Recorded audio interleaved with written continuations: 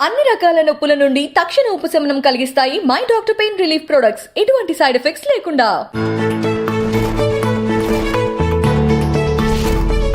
Tagore cinema వచ్చి 2003లో release అయింది. కొన్ని నెలల తేడాతో మీకు నేషనల్ అవార్డు వచ్చేసి అంటే మనకు అది పాజిటివ్ అంశం. ఇంకొక యాంగిల్లో ఆలోచించాలంటే తెలుగు సినిమా పాటకు నేషనల్ అవార్డు వచ్చి 20 ఏళ్ళు అయిందన్నమాట. అది కొంచెం బాధాకరం. అయితే దాంట్లో మళ్ళీ మెరుగేంటంటే ఒక సంతోషం ఏంటంటే చంద్రబోస్కు కిరవాణ్ గారికి ఆస్కార్ అవార్డు రావడం అనేది. సినిమా పాటల రచయిత కావాలి, అయి తీరాలనేది మీ లక్ష్యం కదా.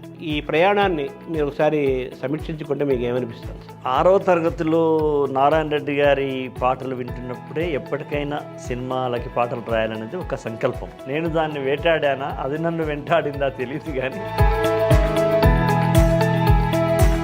పాట మిమ్మల్ని వెంటాడింది కాబట్టి నేషనల్ అవార్డు వచ్చింది. ఇప్పుడు ఏ సినిమాలు చేస్తున్నారు సార్ ప్రజెంట్? మోహన్ బాబు గారి భక్త కన్నప్ప అని ఒక సినిమా. ఓహో. అగడాల ఆ గడీల దినగండపు ఏలుబడిలో జరిగిన రజాకార్ల దౌష్ట్యాల మీద ఒక పెద్ద పీరియాడిక్ సినిమా వస్తుంది. చిన్నప్పుడు మీరు ఆ సాహిత్యానికి అట్రాక్ట్ అయ్యేవాళ్ళ, ట్యూన్కి అట్రాక్ట్ అయ్యేవాళ్ళ? మీరు మా నాన్న పాడుతుంటే అమ్మ అచేతనంగా అసలు ఎవరో పిలిచినట్టుగానే లేచి నడుచుకుంటూ వెళ్ళిపోయేది. నాన్న నాటకీయంగా చెప్పేవాడు. కీచకుని వర్షన్ లాగా పాడేవాడు. అవును, ఆ పాత్రోచితంగా. కామిని నేను వీడగలేను, కామ బాధ కొర్రగలేను. ఆత్రేయ, ఆరుద్ర ఈ టైటిల్స్ ఎక్కడ కనిపించినా గానీ అక్కడ మీ పేరు ఊహించుకునేవాళ్ళం. పేపర్ చదువుతుంటే పాటలు ఆరుద్ర అని వస్తుంది కదా, నాకెందుకు అశోక్ తేజ.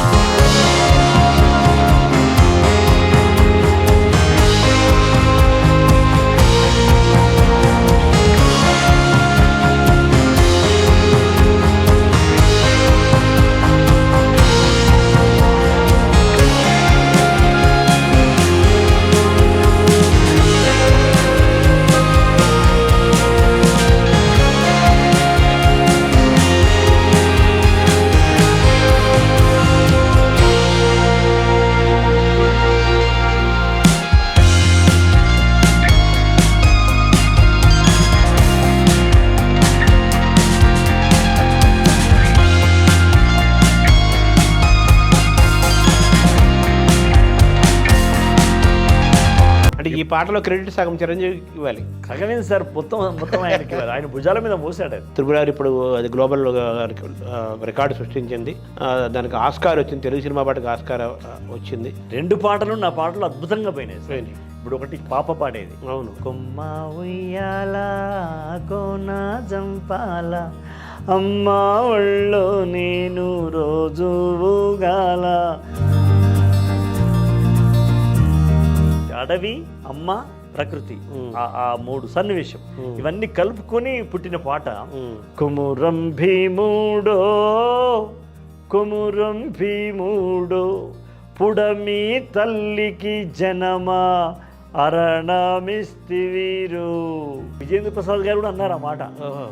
ఈ పాట పుట్టడానికి కారణం ఏంటో తెలుసా అన్నాడు. రాజన్న సినిమాలో వెయ్యి ఊపిరి జెండా ఎగరై చావుకు ఎదురుగా అడుగై వెయ్యి వెయ్యి దెబ్బకు దెబ్బ వెయ్యి. ఇలా అన్న తర్వాత నాన్న జీవితంలో కొన్ని ఘట్టాలు తీసుకుని కథను తయారు చేశారు. అదే రాజన్న. మీ నాన్నగారి జీవితమే రాజన్న జీవితంలో కొన్ని ఘటనలు మొత్తంగా. ఆ సినిమాకు డైరెక్టర్ విజేంద్ర ప్రసాద్ గారు అయినా ఆ పాటకు డైరెక్షన్ చేసింది రాజమౌళి గారే. చిరంజీవి గారేమో శ్రీశ్రీ గారు లైన్ తీసుకోమంటే రాజమౌళి గారేమో మీ నాన్న లైన్ తీసుకోవాలి, వెయ్యి కావాలన్న. ఓవరాల్గా మీ పాట ఏమిచ్చింది మీకు? పాట నాకు జీవితాన్ని ఇచ్చింది సార్, లైఫ్ని ఇచ్చింది. నమస్కారం. మనతో పాటు సుద్దాల అశోక్ తేజ గారు ఉన్నారు. సుద్దాల అశోక్ తేజ గారు అంటే తెలుగు సినిమా పాటకు నేషనల్ అవార్డు తెచ్చిన కవిత్రయంలో ఒకరు. అంతేకాదు వాగ్గేయకారుడిగా, జానపద కళాకారుడిగా తెలంగాణతో పాటు ఆంధ్ర అన్ని ప్రాంతాల్లో తెలుగు వాళ్ళందరినీ కదిలించి కరిగించిన సుద్దాల హనుమంతు గారికి వారసుడు. ఆయనకి ఠాగూర్ సినిమాకి నేషనల్ అవార్డు వచ్చి ఇప్పటికీ 20 ఏళ్ళు పూర్తయింది. ఈ సందర్భంలో అశోక్ తేజ్ గారితో మాట్లాడి ఆయన సినిమా ప్రస్థానము, కవితా ప్రస్థానము ఇవన్నీ తెలుసుకునే ప్రయత్నం చేద్దాం. నమస్కారం సార్. నమస్తే. నమస్కారం. బాగున్నారా? బాగున్నా సార్. ఠాగూర్ సినిమా వచ్చి 2003లో రిలీజ్ అయింది సార్. ఇంచుమించు కొన్ని నెలల తేడాతో మీకు నేషనల్ అవార్డు వచ్చేసింది. అంటే మనకు అది పాజిటివ్ అంశం. ఇంకొక యాంగిల్లో ఆలోచించాలంటే తెలుగు సినిమా పాటకు నేషనల్ అవార్డు వచ్చి 20 ఏళ్ళు అయిందన్నమాట. అది కొంచెం బాధాకరం. అది కొంచెం బాధాకరమే కదా. అయితే దాంట్లో మళ్ళీ మెరుగేంటంటే ఒక సంతోషం ఏంటంటే చంద్రబోస్కు కిరణ్ గారికి ఆస్కార్ అవార్డు రావడం అనేది అవును ఒక గొప్ప అదే తెలుగువాడిగా ఆనందం. అంతే. ఇప్పుడు మనకి తెలుగు సినిమా పాటకు మొట్టమొదటిగా శ్రీశ్రీ ఇచ్చారు ఆయన జాతీయ అవార్డు తెలుగు వీరలేవరాకి. తర్వాత వేటూరి గారికి వచ్చింది, తర్వాత మీరు తీసుకొచ్చారు. అన్నీ వచ్చినవే, తెచ్చుకున్నవి కాదు, అన్నీ వచ్చినవే. తర్వాత సరే ఇప్పుడు మీరు అన్నట్టుగా 20 ఏళ్ళు వచ్చినా కానీ 20 ఏళ్ళు అయినప్పటికీ కొంత బాధ ఉన్నప్పటికీ ఇంకో పక్క ఆస్కార్ రావడం అనేది ఒకసారి మళ్ళీ తెలుగు సినిమా పాట గురించి, తెలుగు సినిమా గురించి, తెలుగు సినిమా రచయితల గురించి, కవుల గురించి ప్రపంచమంతా చెప్పుకునే ఒక పరిస్థితి, మంచి వాతావరణం వచ్చింది సంగీత దర్శకుడికి, రచయితకి. సో అది ఒక పాజిటివ్ అంశం. ఓవరాల్గా దాదాపు మీరు సినిమాలకు వచ్చి కూడా 30 ఏళ్ళు అవుతుంది కదా. 94లో ఇప్పుడు వచ్చినట్టుంది మీరు. 93 అంటే అది 30 ఏళ్ళు. అంటే మీ సినిమా ప్రపంచంలోకి వచ్చి 30 ఏళ్ళు అయింది. నేషనల్ అవార్డు వచ్చి 20 ఏళ్ళు అయింది. 20 ఏళ్ళు అయింది. సినిమా పాటల రచయిత కావాలి, అయి తీరాలనేది మీ లక్ష్యం కదా. సో ఈ ప్రయాణాన్ని మీరు ఒకసారి సమీక్షించుకుంటే మీకు ఏమనిపిస్తుంది సార్? నిజంగా 6వ తరగతిలో నారాయణ రెడ్డి గారి పాటలు వింటున్నప్పుడే ఎప్పటికైనా సినిమాలకి పాటలు రాయాలనేది ఒక సంకల్పం. అది తెలిసి తెలియని వయస్సు, కానీ అది నన్ను వెంటాడిందా, నేను దాన్ని వేటాడానా, అది నన్ను వెంటాడిందా తెలియదు. కానీ మొత్తానికి ఆ కళ నెరవేరడమే కాకుండా ప్రజల యొక్క ఆశీస్సులు పొందడం, మీలాంటి పండితులు, గొప్పవాళ్ళు, రసజ్ఞులు, వాళ్ళందరి హృదయాల్లో ఒక చిరు స్థానాన్ని సంపాదించుకోవడం. సరే మీరు అన్నట్టు నందు అవార్డ్స్ కావచ్చు, లేకపోతే నేషనల్ అవార్డు కావచ్చు, ఇదంతా తలుచుకుంటే మాత్రం నిజంగా ఒక ఆశ్చర్యకరమైనటువంటి ఆనందాన్ని ఇస్తుంది. అంటే ఎప్పటికైనా పాట రాసి తీరాలనేది మీ పట్టుదల. రాయగలుగుతానా లేదా ఏంటిది, మనం రాద్దాం అనుకుంటే ఇలా జరుగుతుందని ఒక వేదన, ఇంకా అసలు వెనక్కి వెళ్ళిపోదామనే ఒక బాధ. ఇటువంటి మిక్స్డ్ వాతావరణంలో మొదలైన మీ ప్రయాణము శ్రీశ్రీ లాంటి వ్యక్తి, వేటూరి లాంటి మహాకవి సినిమా పరంగా, అటువంటి వాళ్ళు తీసుకొచ్చిన నేషనల్ అవార్డుని తెలుగు సినిమా పాటకు తెచ్చిన వాళ్ళల్లో మీరు ఉండటం అనేది, మీరు అనుకొని మీరు దాన్ని వెంటాడారు కాదు, పాటను మీరు వేటాడారు, పాట మిమ్మల్ని వెంటాడింది కాబట్టే నేషనల్ అవార్డు వచ్చింది. ఇప్పుడు ఏ సినిమాలు చేస్తున్నారు సార్ ప్రజెంట్? ఇప్పుడైతే మోహన్ బాబు గారి భక్త కన్నప్ప అని ఒక సినిమా ప్రారంభం చేశారు. భక్త గారు మళ్ళీ వస్తుంది. ఓకే. అది ఎప్పుడో 6 సంవత్సరాల క్రితమే దాన్ని అనుకున్నారు వాళ్ళు. అప్పుడు సునీలు ఏదో అనుకున్నారు ఒక టైంలో అనుకున్నారు. అది ఇప్పుడు వస్తుంది. దాంట్లో డిబేట్స్, డిస్కషన్స్ చేస్తున్నాను. నేను ఒక 4-5 పాటలు రాస్తున్నాను అందులో. ఆ తర్వాత రజాకార్ అని ఒక సినిమా వస్తుంది, పీరియాడిక్ సినిమా. అది దర్శకేంద్రుడు రాఘవేంద్రరావు గారి దగ్గర పనిచేసిన సత్యనారాయణ గారని, యాట సత్యనారాయణ గారి యొక్క దర్శకత్వంలో ఒక పెద్ద నిర్మాత తీస్తున్నాడు. అందులో నేను ఆల్రెడీ 2 పాటలు రాశాను, అవి రికార్డు కూడా అయిపోయినాయి.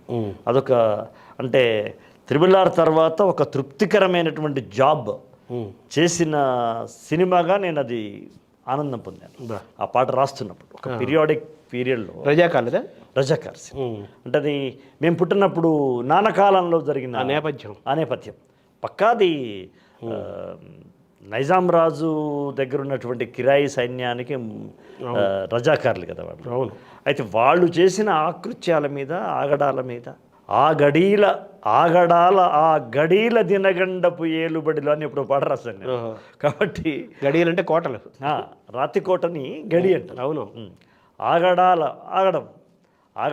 ఆ గడీల దినగండపు ఏలుబడిలో జరిగిన రజాకార్ల దౌష్ట్యాల మీద ఒక పెద్ద పీరియాడిక్ సినిమా వస్తుంది. దాంట్లో నేను ఒక 2-3 పాటలు రాస్తున్నాను. 2 రికార్డు కూడా అయినాయి. అదొక ప్రస్తుతం. ఇంక మరి యాత్ర అనే ఒక సినిమా తీసినాడు మహి గారు అని, డైరెక్టర్ మహి గారు. ఆయన ఒక సినిమా సిద్ధా లోకం ఎలా ఉంది నాయన అని ఒక సినిమా తీశాడు. అది రేపు ఆగస్టులో విడుదలవుతుంది. అందులో అన్ని పాటలు రాశాను. అది అంటే అదేదో కొంచెం తాత్వికంగా అనిపిస్తుంది ఆ పేరు. భలేగా ఉంది కదా, ఏదో బ్రహ్మంగారు లాగా. అది ఫుల్ లెంత్ కామెడీ సినిమా, పేరు అట్లా ఉంది. అదే బ్రహ్మంగారు సిద్ధుడు మాట్లాడుకున్నాడు. అదే ఉద్దేశం, అదే సిద్ధా లోకం ఎలా ఉంది నాయన అంటే ఎవరి లోకంలో వాళ్ళు ఉన్నారు గురువు గారు అన్నట్టు. ఎవడి గోల వాడిదని సినిమా తీశాడు కదా. ఇవి అంతే కదా, ఎవడి స్వార్థం వాడిదని ఎవడి గోల వాడిది. సో ఈ 3 భక్త కన్నప్ప ఒక రకమైన కాన్సెప్ట్ ఫిలాసఫీ, రజాకార్లు అనేది ఒక రకమైన ఫిలాసఫీ, ఇది ఒక రకమైన ఫిలాసఫీ. 3 డిఫరెంట్ ఫిలాసఫీస్ కదా. ఇవి ఆల్మోస్ట్ మీరు ఏకకాలంలో అనుభవిస్తూ రాసి ఆ రసాన్ని పండించాల్సిన సవాళ్ళు మీకు ఉంది కదా. అది దాన్ని ఎలా అనుభవించారు సార్? అంటే ఒకటి సార్, ఇప్పుడు సినిమా రచయితకు ఉండే గొప్ప అదృష్టము అదే, సవాలు అదే, కొంచెం కష్టము కూడా అదే. ఎందుకంటే మీరున్నారు, మీరే డైరెక్టర్ అనుకోండి, మీరు ఒక అద్భుతమైన ఒక పెళ్లి పాటనో లేకపోతే ప్రేమ పాటనో రాయిస్తారు. మరుక్షణం ఇంకొక దగ్గరికి పోయినప్పుడు పూర్తి విరుద్ధమైనటువంటి ఒక మరణం గురించో లేకపోతే ఇంకేదో దాని గురించో ఒక ఫిలాసఫీ గురించో పాట రాసినప్పుడు, లేదా ఒక డ్యూయట్ రాయించినప్పుడు, ఆ వైవిధ్యం అనేది ఒకే రోజు వివిధ వ్యక్తులతో మాట్లాడుతున్నప్పుడు వివిధ వ్యక్తుల తాలూకు సన్నివేశాలలో వచ్చే ఆ రసాలు ఉంటాయి, అవి మనల్ని ఆనందపెడుతూ ఉంటాయి, కష్టపెడుతూ కూడా ఉంటాయి. అదే ఇప్పుడు ఆ రసాన్ని మీరు అనుభవింపజేయాలి. ఆ 3 నిమిషాల పాటలో అన్నీ తానై, నటుడై, దర్శకుడై, పాటని తయారించడంలో గాయకుడై పాటను తయారించడం అంటాను నేను. అవును, తయారించడం. పాటను తయారించడం అనేది చాలా ఆనందాన్ని కలిగజేస్తుంది. అక్కడే మనకు ఒక తృప్తి, అంటే ఇష్టమైన కష్టం. అంతే కదా, బాగుంది ఇది. ఇష్టమైన కష్టం అంటే ఈ రసాన్ని, ఆ భావాన్ని తగ్గట్టుగా ఆ రసాన్ని పలికించాలి. అది మీరు ముందు మీరు అనుభవించాలి కదా, తర్వాత అనుభవింపజేయాలి. ఇందులో బోల్డ్ ఆనందం ఉంటుంది, అలాగే కష్టము, ఛాలెంజ్ ఉంటుంది. అది ఇష్టమైంది, అది అంతే కదా. అన్నీ అనుభవిస్తాం, అనుభవించి పల్లవించడం అంటారు. అంతే, కలవరించి పలవరించడం అంతే, కలవరించి పలవరించడం, అనుభవించి పల్లవించడం. మీరు మామూలుగా సినిమా పాటల రచయిత అవ్వటము, మీ నాన్నగారు గొప్ప వాగ్గేయకారులు, ఉద్యమకారులు, ఎన్నో వేల మందిని, లక్షల మందిని ఆ కాలంలో చైతన్యం తీసుకొచ్చిన వ్యక్తి కదా. మీరు ఆ నేపథ్యం నుంచి వచ్చిన వ్యక్తి, సినిమా పాట వైపు ఎందుకు మీరు ఆకర్షణకు ఎక్కువ గురయ్యారు? అంటే సినిమా పాటలు అంటే చిన్నప్పటి నుంచి మా అమ్మ పాడే సినిమా పాటలు, మా అమ్మ హిందీ సినిమా పాటలు పాడేది, తెలుగు పాటలు పాడేది. ఆమె ఒక పెద్ద ఇష్టం అంజలీదేవి గారు.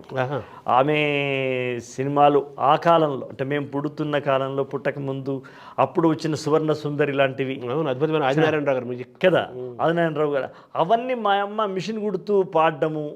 మా ఇంట్లో ఒక రేడియో ఉండేది, మా అమ్మ రేడియో పెట్టమంటే నేను రోజు కొంతమంది ఏదో 5-6 పాటలు వినేవాళ్ళు.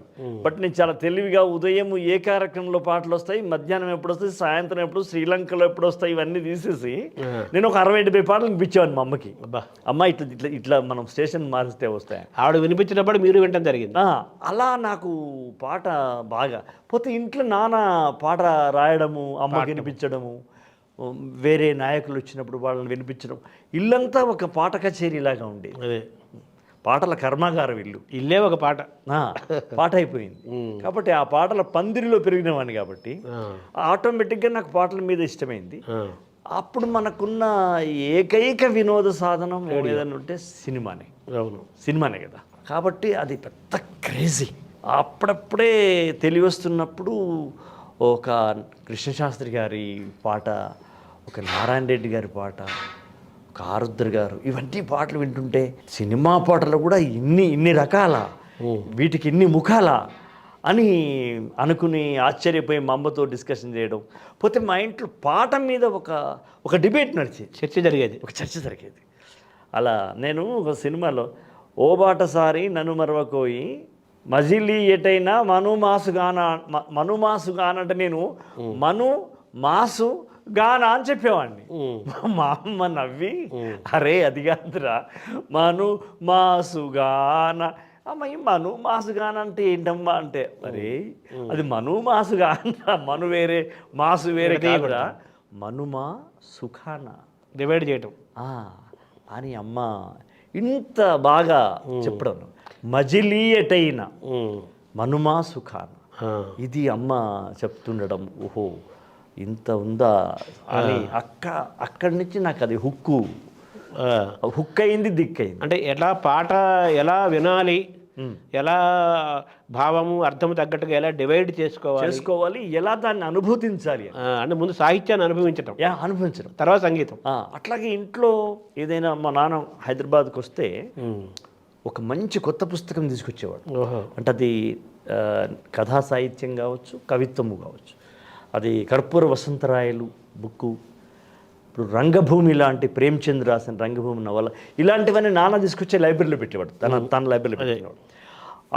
అది మా ఇంట్లో మొదలు నాన్న చదువుతుంటే మేము వినేవాళ్ళం. నాకెప్పుడైతే చదువు వచ్చిందో నాన్న టోటల్గా ఆ బాధ్యత నాకు అప్పచెప్పాడు. ఆయన ఎప్పుడైనా సరే ఇంట్లో ఏ పుస్తకం వచ్చినా నేనే చదవాలి. చదివినప్పుడు అందులో వచ్చే వాక్యాలు ఉంటాయే, ఇప్పుడు మహత్తర కళాఖండాలన్నీ మానవుల హాహాకారాల్లోంచి జనిస్తాయి అనే ఒక వాక్యం శరత్చంద్ర చటోపాధ్యాయ రాసిన శేష ప్రశ్నలో ఉంది. తాజ్మహల్ చూసుకుంటూ అందరూ పొగుడుతూ ఉంటే అందులో కథానాయిక కమల, ఆమె అది సరేలే కానీ మహత్తరమైన కళాఖండాలన్నీ మానవుల హాహాకారాల నుంచి పుడతాయి కదా అన్నప్పుడు నాకు అనిపించింది, శ్రీశ్రీ గారు తాజ్మహల్ నిర్మాణానికి రాళ్ళెత్తిన కూలీలెవ్వరు అని రాసినాడే, దానికన్నా ముందే శరత్చంద్ర చటోపాధ్యాయ మానవుల హాహాకారాల నుంచే మహత్తర కళాఖండాలు అనే మాట తప్పకుండా శ్రీశ్రీ గారికి కూడా ఇన్స్పైర్ చేసిందేమో అన్నంత చర్చ నడిచేది మా ఇంట్లో. అదే ప్రభు వెక్కిన పల్లకి కాదు, అంటే ఆలోచించటం. ఈ విషయం వచ్చినప్పుడు ఆ విషయం గుర్తు చేసుకుని నాన్న, నేను, అమ్మ, ముఖ్యంగా అమ్మ నాన్న మాట్లాడుతుంటే మేము వినడం, చర్చ. దాంట్లో అప్పుడప్పుడు నేను దాంట్లో తెలిసి తెలియకుండా మాట్లాడడం, అక్కడ నేను ఏదైనా మంచి మాట చెప్తే మా నాన్న కూడా ఈ అవగాహన బాగుంది అనేవాడు. ఇట్లా నాకు ఆ సాహితీ మర్మత్వం అంటారు, సాహితీ ధర్మం, సాహితీ మర్మం, కవి హృదయం కూడా తెలియాలి కదా, అది నాకు వాళ్ళు మెల్లగా అసలు వాళ్ళు వంట పట్టించారా లేదా అదే వంట పట్టిందా తెలియదు కానీ ఉగ్గుపాలతో వచ్చినట్టు అది మీకు ఒక పెద్ద శిక్షణ లాంటిదే కదా. అది చాలా శిక్షణ కేంద్రమే, శిక్షణ కేంద్రం. అదే పెద్ద బాల శిక్ష. సో మామూలుగా మీరు ఎక్కువ చిన్నప్పుడు మీరు అట్రాక్ట్ అయ్యేది ఆ సాహిత్యానికి అట్రాక్ట్ అయ్యేవాళ్ళ, ట్యూన్కి అట్రాక్ట్ అయ్యేవాళ్ళ మీరు? అంటే మౌఖిక వాంగ్మయం ఏదైనా అది గానరూపంగా ఉండడమే ఎక్కువ, అంతే కదా. మీరు వేదం తీసుకున్నా దానికి స్వరం ఉంటుంది, దానికి స్వరం ఉంటుంది కదా. అవును, అది మొదలు మనల్ని ఆకర్షిస్తుంది. పాటలో ఉన్న ప్రధాన లక్షణం చెవిని పట్టుకుంటుంది. నాదం, శబ్దం చెవిని పట్టుకుంటుంది. చెవిని పట్టుకున్నటువంటి పాట హృదయంలోకి వెళ్ళి పీట వేసుకుంటుందా లేదా అన్నది ఆ పాటల్లో ఉన్నటువంటి సాహిత్యంలో ఉంటుంది. అది కరెక్ట్. ఒక్కొక్కసారి ఇక్కడ దాకానే వచ్చి అటే వెళ్ళిపోవచ్చు. అంటే శబ్ద పరావర్తనం అన్నాం దీన్ని. అవును, అది ప్రయాణం. కాంతి పరావర్తనం లాగా శబ్ద పరావర్తనం అయ్యేది. కొన్ని పాటలు అక్కడే ఆగకుండా హృదయంలోకి వచ్చేసి ముద్ర వేసుకున్నటువంటి, అది చాలా ఆనందం కలిగించేది. అక్కడ మనము ఆలోచనామృతం సాహిత్యం అనే ఆనందాన్ని పొందేవాళ్ళం. అదే ఇప్పుడు మీకు సంగీతం కూడా ఆలోచనామృతం, నిజంగా ఆలోచిస్తాం. అంతే అంతే. అంటే కొన్ని రాగాలు, కొన్ని తాళాలు, కొన్ని పద్ధతులు మనల్ని ఎక్కువ అట్రాక్ట్ చేస్తాయి. అసలు మనం ఆకర్షించబడిందే వాటికి కదా. అది ఆలోచనామృతమే కదా. అంతే కదా. అంటే మనం ఒక లయ, ఒక జానపదానికి ఎంత ఇష్టపడతాము, యక్షగానానికి ఎంత ఇష్టపడతాము, హరికథకి ఎంత ఇష్టపడతాము, బుర్రకథకి ఎంత ఇష్టపడతాము, త్యాగరాజ కీర్తనకి ఎంత ఇష్టపడతాము, ఒక మంచి సినిమా పాటకి అంతే ఇష్టపడతాం. ఒకటి శాస్త్రీయం గురించి, ఒకటి జానపదం అయి ఉంటుంది. మా నాన్న గుడిలో మహాభారతం చెప్పేవాడు. అబ్బా. అది విధుమౌళి అని ఒక ఆయన సిద్దిపేట అతను రాసినాడు తందనాన మహాభారతం అని. అబ్బా. దానికి ఆయన ఏమి ట్యూన్స్ పెట్టినాడో తెలియదు, కానీ మా నాన్న మాత్రం దాన్ని చాలా వరకు ట్యూన్ చేసినాడు. దానికి ఆ లిరిక్ అని ట్యూన్ చేశాడు తందనాన మహాభారతం. అక్కడ నాన్న గుడిలో 9ంటికి అట్లా పాడుతుంటే మా అమ్మ ముందు వెళ్ళకపోయేది, ఎప్పుడు విన్నదే కదా, మా ఇంట్లో మా నాన్న వినిపించేది కదా. మా అమ్మ వద్దులే నేను రానండి మీరు వెళ్ళండి అని చెప్తే, మా నాన్న పాడుతుంటే అమ్మ అచేతనంగా అసలు ఎవరో పిలిచినట్టుగానే లేచి నడుచుకుంటూ వెళ్ళిపోయేది నాన్న ఆ ట్యూన్కి. అమ్మమ్మ నేను కూడా వెళ్ళేవాడిని. మాసిన చీరను కట్టి తిని దాసినవుచు ఇట మెలిగి తిని నా వేషము చూడగరాదా నన్ను గొన్న నీకిది మర్యాద గోపాల ఓయదు బాల గోవిందానంద సుబాల అని నాన్న వాడుతుంటే, ద్రౌపది వస్త్రాభరణ ఘట్టం కాదు, కీచకుడు వెంబడించిన దాసినవుతు ఇటు మెలిగి తిని అనగానే నాన్న నాటకీయంగా చెప్పేవాడు. కీచకుని వర్షన్ లాగా పాడేవాడు. అవును, పాత్రోచితంగా. పాత్రోచితంగా. కామిని నేను వీడగలేను, కామ బాధ కొర్రగలేను, గోపాల యదుబాల గోవిందానంద సుబా. ఇవి మారకపోయేది లిరిక్, అదే, కానీ భావోచితంగా రసం మారిపోతుంది. వాచికాభినయంలో మారిపోయింది. అంటే యక్షగానాలు ఆయన బాగా అనుభవం ఉంది కాబట్టి బాగా ఏ పాత్ర వస్తే ఆ పాత్రోచితమైన భాష ట్యూన్ మార్చేవాడు. అలా ఇవన్నీ నన్ను బాగా ఆకట్టుకున్నాను. నేను సినిమాల్లో ఇప్పటికీ ఒక 1700 పాటలు రాశాను. అవును గురుగారు.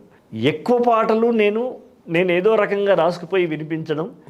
దాసరి గారు లాంటి వాళ్ళైతే ఇది చాలా బాగుందయ్యా ఇట్లనే పెట్టుకుందామని అలా వచ్చిన ట్యూన్లు అలా రావడానికి కారణం చిన్నప్పుడు అమ్మ నాన్న నాకు ఇచ్చినటువంటి ఆ ట్యూన్ల శిక్షణ, గనిగే కదా అది, తరగని గని అనేది కర్మాగారం అనమాట. అంటే ఇప్పుడు మీరు మామూలుగా నాన్నగారు కూడా ఆయన ప్రయాణాన్ని పరిశీలిస్తే హరికథలు, బుర్రకథలు, భజనాటకాలు, నాటకాలు, పాటలు, యక్షగానాలు, గొల్లసుద్దులు, ఒగ్గు కథ, పిట్టల దొర అంటుంటారు. అవునవును, అట్లాంటివి, సాధు వేషాలు, ఫకీర్ వేషాలు, ఇన్ని రూపాలలో నాన్న పోరాటాన్ని చెప్పేవాడు.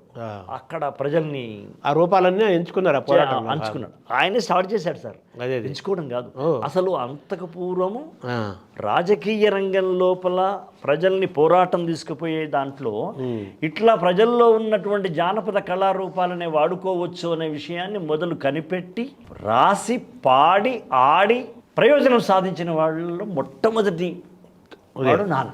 అంటే ఉద్యమ రూపానికి ఒక కళా స్వరూపాన్ని ఇచ్చినట్టు, అంతే కదా అర్థం. అంతే సార్, మీరు మీ చిన్నప్పుడు మీ పల్లెల్లో మీరు ఈ యక్షగానాలు, హరికథలు, బుర్రకథలు వాటిని వినటం, ప్రేరణ పొందడం జరిగింది బాగా. అంతెందుకు, ఇప్పుడు మా మేనమామ యక్షగాన కళాకారుడు, మా అమ్మ వాళ్ళ నాన్న కూడా యక్షగాన కళాకారుడు. వాళ్ళు కొన్నేమో నేను వాళ్ళ నాటకం చూశాను. మా తాతయ్య గారు లాంటిది నేను చూడలే. ఆయన అప్పుడే పెద్ద ఆయన అయిపోయాడు. నేను చూడలేదు, కానీ ఆయన పాడేవాడు. ఆయన పాట పాడేవాడు. ఏది యక్షగానం పాట పాడేది. ఇప్పుడు చిరుతొండ అనే ఒక నాటకం ఉంటుంది, మీకు తెలుసు చిరుతొండ. శంకరుడు పరీక్ష చేస్తే కొడుకునే నిజం ఉంటుంది కదా. వనితానందను నీ ఖండింతమా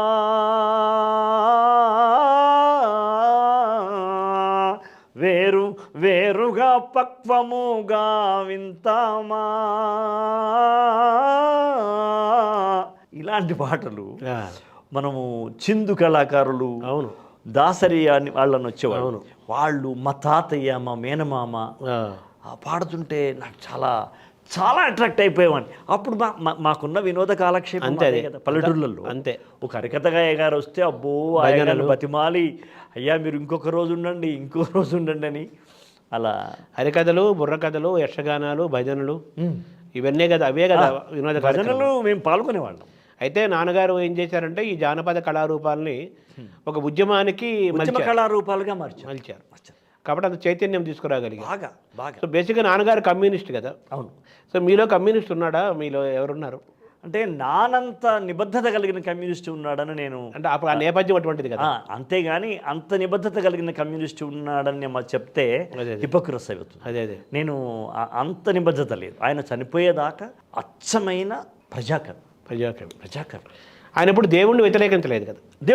దేవుడు ఎప్పుడు వ్యతిరేకించలేదు. ఆయన రోజు ఒక చాలా నిష్టగా తపస్సు చేసుకునేవాడు. అంటే ఒక ధ్యానం అంటారు చూడండి, యోగము ధ్యానం చేసుకునేవాడు ఆయన ఎప్పుడు దేవుడు లేడని ఏ సందర్భంలోనూ అనలేదు. అదే అంటే ఆయన దృష్టిలో కమ్యూనిజం అంటే అందరూ సమానత్వం ఒకటి. అప్పుడు జరుగుతున్నటువంటి ఆ దౌర్జన్యాలు, ఆ వెట్టి చాకిరి, ఆ దోపిడీ, ఆ మానభంగా ఇవన్నీ ఉన్నాయి కదా. అవును, మేము పుట్టకముందు సంగతి చెప్తాను. అవును, వాటికి వ్యతిరేకంగా తిరుగుబాటు అనేది ప్రధానం. ఇప్పుడు అవసరం కూడా. ఇది కరెక్ట్ కాదు, నడుస్తున్న చరిత్ర కరెక్ట్ కాదు, మనకు స్వాతంత్ర్యం రావాలి, మనం కూడా ఈ బ్రిటిష్లో అక్కడ వెళ్ళిపోవాలి, ఈ నైజాం రాజు ఇక్కడ కూలిపోవాలనే ఉద్దేశంలో ఆయన కమ్యూనిస్టు అయినాడు. కానీ ఆయన ముందు ఆర్య సమాజిస్టు. అంతఃపూర్వం ఆయన అడవులలో వాళ్ళ గురువు గారితో తిరిగి ధ్యానము, యోగము చేసిన వ్యక్తి. అది మన అల్లూరి సీతారామరాజులాగా. ఇప్పుడు మీ ఇళ్ళ నేపథ్యంలో ఎప్పటి నుంచో ఉంది మీ ఇంట్లో ఈ కళ అనేది, అంతే కదా? సంగీత సాహిత్యం మా తాతల నాకు ఆడుతుంది. మా నాన్న వాళ్ళ నాన్నలు 6 సార్. ఆ 6 ఇంక వేరే వాళ్ళకు పాత్రలు ఇచ్చేది లేదు. వాళ్ళే ప్రతినాయకుడు, కథానాయకుడు, మంత్రి కూడా, సూత్రధారి అంటారే. అవునవును. ఇవి చేసి ఒక్క కళావంతుల కుటుంబం నుంచి ఒక అమ్మాయి, పాడగలిగిన అమ్మాయిని పెట్టుకుని ఆమె కథానాయిక. మా నాన్న వాళ్ళ నాన్న సూత్రధారి, మంత్రి క్యారెక్టర్ చేసి వాళ్ళు కొన్ని సంవత్సరాలు వాళ్ళ ఒక సీజన్లో వెళ్ళి నాటకాలు వేసి మళ్ళీ వచ్చేవాళ్ళట. అట్లా అమ్మ వైపు నుంచి కూడా అంతేనా? అమ్మ వైపు కూడా అంతే. అమ్మ వైపు వాళ్ళేమో ఊళ్ళో వాళ్ళ ఆలేరు అని ఉంది ఇక్కడ, ఆలేరులో వాళ్ళ చుట్టాలు, పక్కాలు, బ్రదర్స్ ఉంటారు కదా, వాళ్ళు నాటకాలు వేసేవాళ్ళు. సో మీరు ఇంత జానపద నేపథ్యము, ఇంత బహుకళారూపం యొక్క బ్యాక్గ్రౌండ్ ఉన్నవాళ్ళు సినిమా పాటలోకి రావడానికి కారణం ఆ రేడియోలో ఆ పాటలు వింటమేనా మూలం? లేదు. నారాయణ రెడ్డి గారి పట్ల నాకున్నటువంటి ఆ క్రేజ్ అంటారే విపరీతమైన. అది ఆయన కవి సమ్మేళనం వస్తే రేడియోలో ఆయన కవిత్వం పాడుతుంటే, అంటే చదువుతుంటే, తర్వాత ఇంటర్కి మేము హైదరాబాద్కి వచ్చాం కదా, వచ్చిన తర్వాత మళ్ళీ అది అట్లా వెంటాడుతూ వచ్చింది నన్ను. ఇంటర్కి హైదరాబాద్కి వచ్చేసరికల్లా ఆయన రవీంద్ర భారతిలో కవి సమ్మేళనాలు, రేడియోలో ఆయన ప్రసంగాలు, రవీంద్ర భారతిలో ఆయన ప్రసంగాలు, ఇవన్నీ విని ఓ తెలుగు ఇలా మాట్లాడాలా, ఓ పాట రాస్తే ఇలా రాయాలా, ఇవన్నీ నన్ను కలవరపెట్టి నిద్ర లేకుండా చేసేవి. సో ఎప్పటికైనా మనం అటు వెళ్ళాల్సిందే అని. అంటే మీకు ఆయన రోల్ మోడల్ నారాయణ రెడ్డి గారని చెప్పాలి పక్క. ఇప్పుడు కొన్ని సినిమాలుగా ఆయన సరసన మీ పేరు వచ్చే సందర్భాలు కూడా మీకు వచ్చేసాయి కదా. అంటే నా మొదటి సినిమా, నన్ను టేకప్ చేసిన సినిమాలోనే ఆయన ఫస్ట్ పేరు, సెకండ్ పేరు నాది, వసేరామలం. అది మీకు ఏమనిపించింది సార్ ఆ సందర్భం? అయితే నేను ఎప్పుడు చిన్నప్పుడే అనుకునేవాడిని, ఎప్పటికైనా వెండితెర మీద నారాయణ రెడ్డి గారి పేరు మొదలు ఉండాలి, రెండో పేరు నాది ఉండాలి అనుకునేవాడిని. అది ఒక 15-16 ఏళ్లలో అది సిద్ధించింది, సాకారమైంది. మామూలుగా మీరు ఆత్రేయ, ఆరుద్ర ఈ టైటిల్స్ ఎక్కడ కనిపించినా కానీ అక్కడ మీ పేరు ఊహించుకునేవాళ్ళు బాగా. పేపర్ చదువుతుంటే పాటలు ఆరుద్ర అని వస్తుంది కదా, నాకెందుకు అశోక్ తేజ అంతే అని నాకు అక్షరాలు నాకు అనిపించేది. చెరిపేసి దాని మీద రాసేసుకునేవాడిని. తర్వాత అలా నాకు అనిపించేది ఒకసారి భ్రమలాగా. మనం ఎదురు చూస్తున్న వ్యక్తి గుంపులో వస్తుంటే ఏ వ్యక్తి వచ్చినా ఆ వ్యక్తి అనిపిస్తాడు. అట్లాగే నా పేరే నాకు ఒక చిత్తభ్రమ కలిగించేది. అలా జరుగుతుండేది. ఆ భ్రమ నిజమైంది కదా, కళ నిజమైంది కదా. భ్రమ నిజం కావడం గొప్ప సంభ్రమమే కదా. సంభ్రమమే. సార్ మీకు మామూలుగా సినిమా పరిశ్రమలో ఒక ఒక ఊపిని ఒక లైఫ్ని దీన్ని ఇచ్చిన వాళ్ళకి చెప్పుకోవాలంటే ఎవరిని చెప్పుకుంటారు సార్ ప్రధానంగా? దర్శకరత్న దాసరి నారాయణరావు గారు. ఎందుకంటే అంతకుముందు నేను కొన్ని పాటలు రాసిన, ఫస్ట్ పాట కూడా బాగా హిట్ అయినా ఒసే రామలమ్మతోటే నా లైఫ్ టర్న్ తీసుకుంది. కాబట్టి డెఫినెట్గా ఆయన వల్లనే. విషయాలలో ఎన్ని పాటలు రాశారు? 7 పాటలు రాశాను. బా అలా 11 పాటలు ఉంటాయి. 7 సాంగ్స్ రాశాను. అందులో ఒకటి యక్షగానం టైప్లో ఒక పాట ఉంటుంది కదా, అది నేను రాసింది. ఇంటి ఇంటి జనవే ముద్దులాపు బంతి వీధి రాణివే తీరు చేమంతి పువ్వుల తేరు నీ సాటి కన్నెల్లిటలేరు దివికాంతలైన సరిరారు నిన్ను చూడ కోరికల పోరు చెలరేగే గుండెలో హోరు శోభాంగి తెలుపు నీ పేరు నేను గన్నోళ్లకు జోహారు. ఇలా ఇవి నేను రాసినటువంటి. ఇప్పుడు ఈ రాసిన ఈ యక్షగానంలో మీ తాతగారి ప్రభావం ఫుల్గా కనిపిస్తుంది కదా. దాసరి గారు మిమ్మల్ని ఎలా పికప్ చేశారు సార్? అంటే ఉత్తేజం ఉన్నాడుగా నాకు. అవును, అక్కయ్య కొడుకే కదా వాడు ముందు వచ్చాడు సినిమాలో. వాడు నన్ను అసలు ఇక్కడ వద్దు, ఇంకా నువ్వు వచ్చేసి అద్భుతంగా రాస్తున్నావు, నువ్వు వచ్చేసేని తీసుకొచ్చి తన ఇంట్లో ఉంచుకొని ఎవరు ఆటంకం ఎవరు ఆపకుండా నన్ను డైరెక్ట్గా తీసుకుపోయింది ఉత్తేజ్ వల్ల నాకు చాలా సులభ సాధ్యమైంది. అదే మార్గం సులభమైంది బాగా. అయితే మీరు గతంలో ఈ సినిమాలకు సంబంధం లేకుండా కూడా పాటలు రాస్తుండేవాళ్ళు కదా చాలా.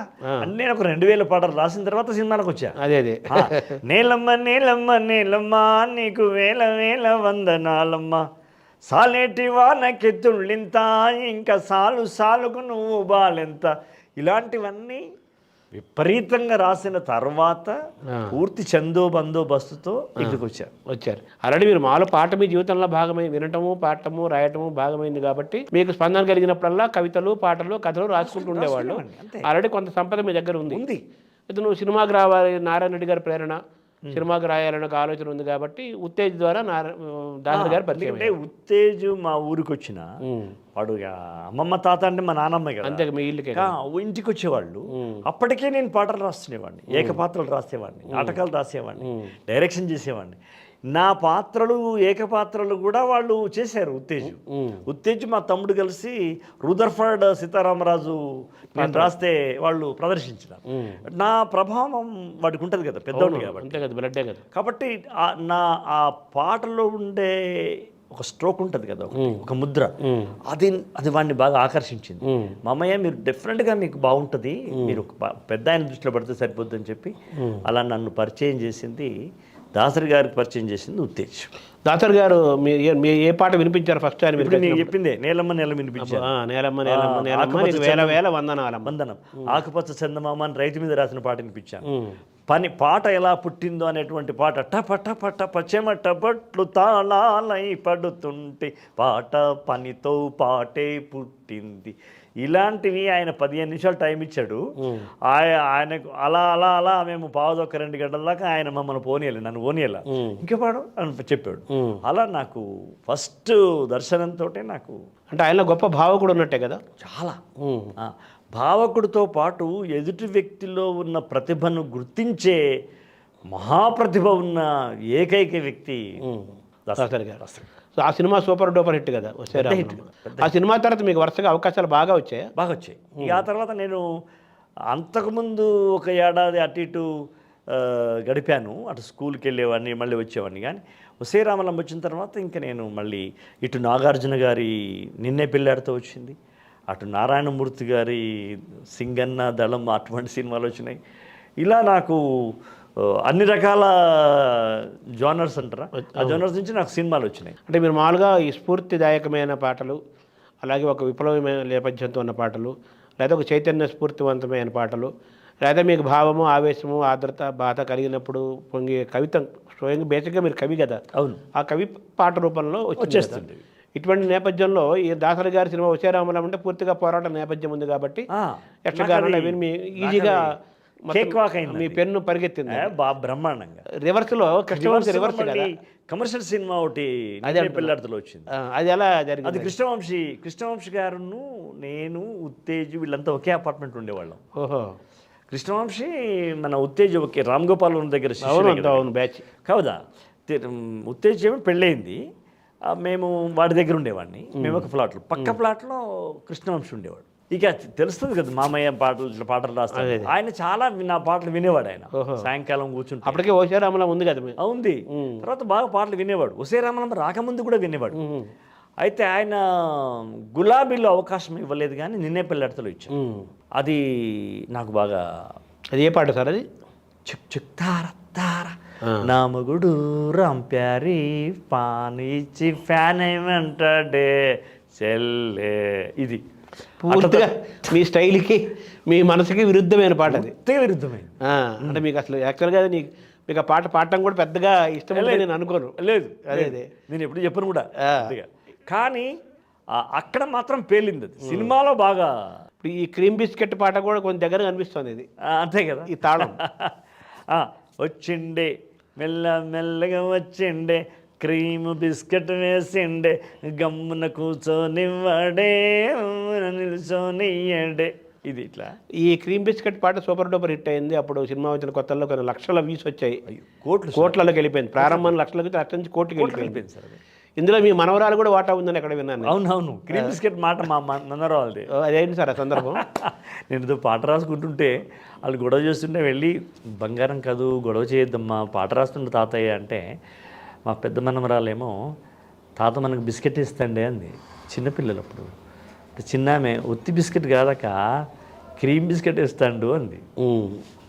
అది నాకు యురేకా అనుకున్నది వినగానే.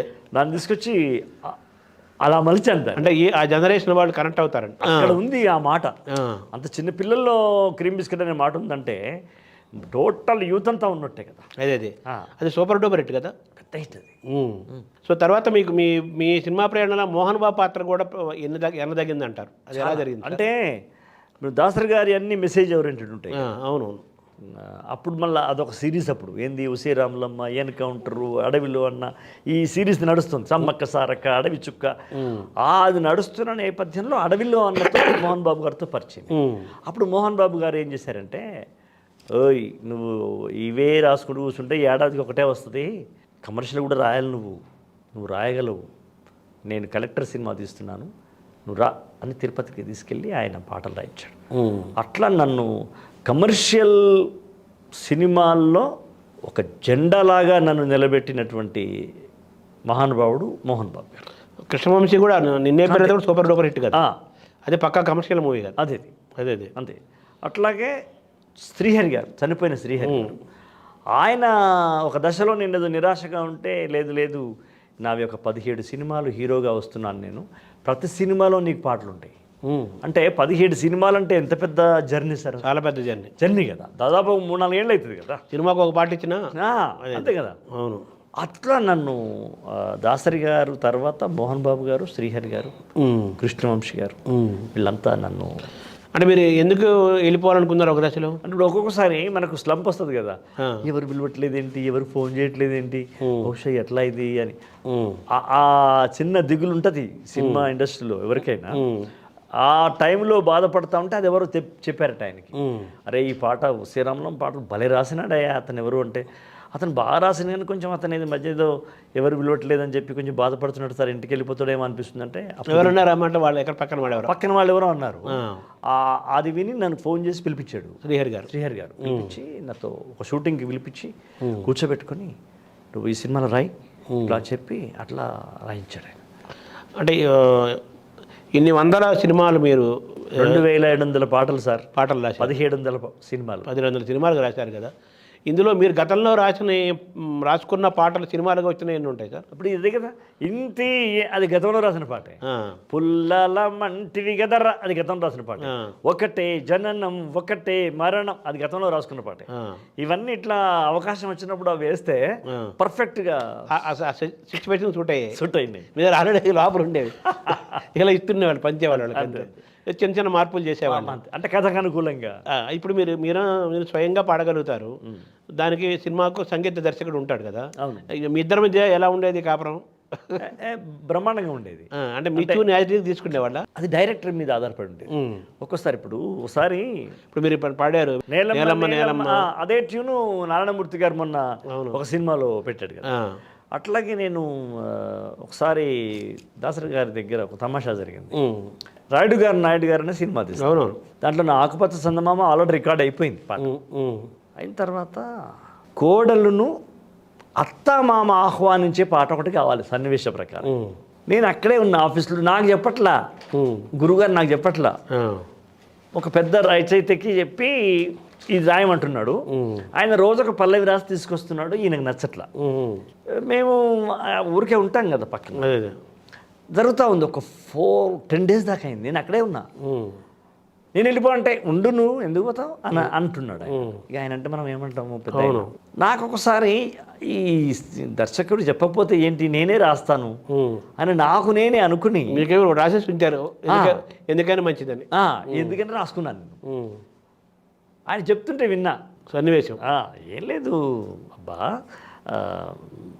కట్టు బొట్టు మన యొక్క సంప్రదాయము ఇది ఉంది కదా, అట్లా ఆహ్వానించాలి అన్నట్టు చెప్తున్నాడు. నాకు చెప్పట్లా. నేను రాసి పెట్టుకున్నాను కానీ ఆయన చూపెడితే నిన్నెవరు రాయమన్నారు అని అంటాడేమో అని. ఎందుకైనా రాసి ఉంచుకున్నా దగ్గర అవుతుంది. ఒకసారి వాళ్ళ కో-డైరెక్టర్ ఉన్నాడు రవి గారు అని. ఆ రవి నాకు వినిపించాను నేను నా రూమ్లో. అరే ఎన్ని రోజులే రాసంటే 3-4 రోజులు అవుతుంది, నీకేమన్నా ఉందా, ఇది చెప్పొచ్చు కదా గురువు గారికి, మేము చస్తున్నాం అక్కడ, టైం అంతా వేస్ట్ అవుతుందంటే అని నన్ను పట్టుకుపోయాడు. ఎవరు పెద్ద రైతు రాస్తున్నారు కదా మీరు ఎందుకు లేని బాగుండదని లోపల తీసుకెళ్ళాడు. ఏంట్రా అన్నాడు. అద్భుతమైన పాట రాశారు సార్, మనం ఇక్కడ ఇది చేస్తా ఉన్నాం, ఏది నచ్చట్లేదు. అవునా, చెప్పొచ్చు కదయా, అనవసరం సమయం అంతా పోతాం ప్రతిరోజు 2 గంటలు అన్నాడు. అంటే ఏమో సార్ భయం ఏంటంటే, ఏం భయం ఏంటయ్యా, నువ్వు వచ్చింది ఎందుకు ఇక్కడికి, పాట రాయడానికి వచ్చావు నువ్వు అని ఇది వినిపించావు అన్నాడు. గడపలో కుడి పాదమెట్టు కోడలా, కడుపులో పెట్టుకుని దాచుకుంటానమ్మ ఒట్టు, మా ఒట్టు, మా ఒట్టు అని రాశా. అది ఆ పాట అంతా 2 అని కవర్ చేశా. కట్టుకున్నది కంచి పట్టు, పెట్టుకున్నది నుదుటి పొట్టు అని చెప్పరా అసలు. అట్లా రాసుకుంటూ విజయాలు అడుగులైనట్టు, వినయాలు నుడుగులైనట్టు అలా మొత్తం పాట రాశా. అంటే 3 చరణాలకు కలుపుతూ రాశాను పల్లవితో పాటు. టకారా అని చెప్పరా. మళ్ళా గడపలో కుడిపాదమెట్టు, కడుపులో పెట్టుకుని దాచుకుంటానమనే మాట గురువుగారికి పట్టున పట్టుకుంది. అది ఆ రచయితకి చెప్పండి అయ్యా పాట అయిపోయిందని చెప్పేసి వెంటనే కిరవణ్ గారిని పిలిపించేస్తే ఆయన కూడా నేను పాడినిపించాను. ఇదేదో ఈ నడక బాగుంది కిరవణ్ గారు, చూడమ్మా మీరు బాగా చేయండి అంటే ఆయన దాన్నే కొంచెం మార్చి అద్భుతంగా ఆయన పద్ధతిలో ఆయన చేశారు. బ్రహ్మాండం. అది ఇప్పుడు ఈ నేలమ్మ మీ చూనేనా అది. అంటే ఇప్పుడు నారాయణమూర్తి గారి సినిమాలు అందరూ ప్రజాకవులే రాస్తుంటారు. అవును, అందరూ వాళ్ళ యొక్క ట్యూన్లే ఆయన తీసుకుంటారు, పెట్టుకుంటారు. వందే మాత్రం శ్రీనివాస్ కూడా ఆల్మోస్ట్ అటువంటి నేపథ్యం నుంచి వచ్చిన వ్యక్తి కాబట్టి దాన్ని యాజ్ రీతిగా తీసుకున్నారు. ఈ ఒసేరామలం సందర్భంలో మీకు ఎలా జరిగింది సార్ అది? అంటే music director versus Rayudu Naidu గారి పాట రాశాం కదా, ఆ తర్వాత ఒసేరామలమ్మ సినిమా వచ్చినప్పుడు మరి గురుగారు ఎందుకు అనుకున్నారేమో అది, ఆ సినిమా అనుకున్నగానే మద్రాసు పిలిపించేసి నెల దాకా నేను అక్కడే ఉంచుకున్నాడు. అలా ఒక్కో పాట సరదాగా ఏదన్నా చెప్పిన ఇటు తోచట్లేదు అన్నప్పుడు ఊరికే గురువు గారిని యక్షగానం పెట్టి పాడినిపించా. ఇది మనకు పనికొస్తా అన్నాడు ఆయన. సార్ సన్నివేశం లేదు కదా అన్నాను. సన్నివేశం ఎంతసేపు అయ్యా, కల్పిస్తే సన్నివేశం పుడుతుంది. పాట పుట్టడం కష్టం కానీ సన్నివేశం ఎంతసేపు అని ఒక కీలకమైనటువంటి సన్నివేశంలో ఈ పాటను పెట్టాడు. అది ఆ పాఠం నచ్చే ఆయన సన్నివేశం క్రియేట్ చేశారా? అంతే. ఊరికే సరదాగా వినిపించాను 2 పాటలు. పుల్లల మంటివి గదరా, ఇదిగో పులి పిల్లలై వచ్చిన మూరా, ఎల్ల కాలము నీదే చెల్లుతుందనుకోని పల్లె జనులకు నువ్వు నల్లువోలే నలిపినావురా, ఇలా నేను వినిపించాను. ఈ 2ంటికి సన్నివేశాలు ఆయన కథలో కల్పించేసి ఈ 2 పాటలే రికార్డ్ చేశాను. మీరు మామూలుగా టీచర్ అంటే గవర్నమెంట్ టీచర్ చేసేవారు? గవర్నమెంట్ టీచరే కదా. Government teacher. మరి ఒక ప్రభుత్వ ఉద్యోగాన్ని వదిలేయటం సామాన్య విషయం కాదు కదా. మామూలు విషయం కాదు కదా అది. ఆ సందర్భం ఎలా వచ్చింది సార్? అది ఏముంది, ఇంకా దాన్ని దుస్సాహసం అనాలి, మొండితనం అనాలి, లేకపోతే ఫైర్ అనాలి. మీ మీద మీకు విశ్వాసం అంతే.